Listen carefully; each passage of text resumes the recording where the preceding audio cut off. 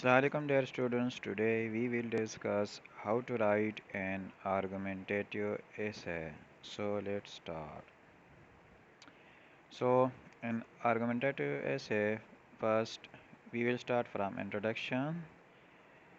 In introduction you will have to grab the attention of the reader by giving some background information about the topics, idea, and give your thesis statement, main idea of the essay, what you have to depend in the supporting paragraphs.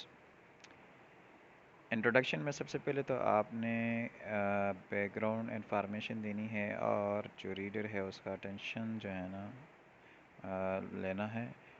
तो उसके बाद introduction के last में आपने अपना statement देना है।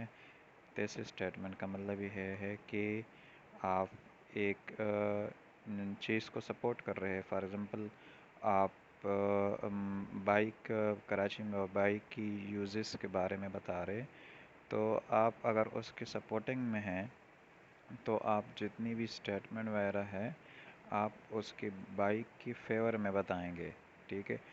और जो फर्दर उसके बाद फिर पैराग्राफ्स आप बनाएंगे, जैसे कि पैराग्राफ 1 बॉडी पैराग्राफ 1 वो supporting of the thesis statement होगा, बॉडी पैराग्राफ 2 वो supporting of the thesis statement होगा।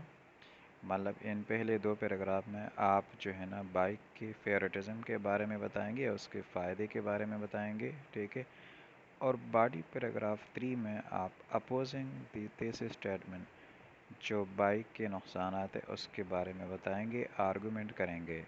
इस वजह से इसको आर्गूमेंटेटिव इसे कहते हैं, ठीक है।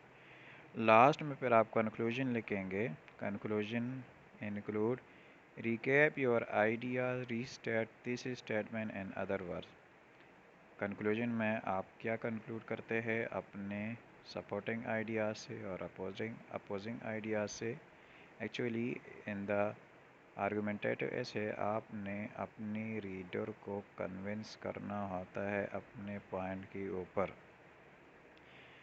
तो आपने दोनों तरफ नेगेटिव पॉजिटिव दोनों चीज़ें आर्गू करनी है, उस पर डिस्कशन करनी है, डिबेट करना है।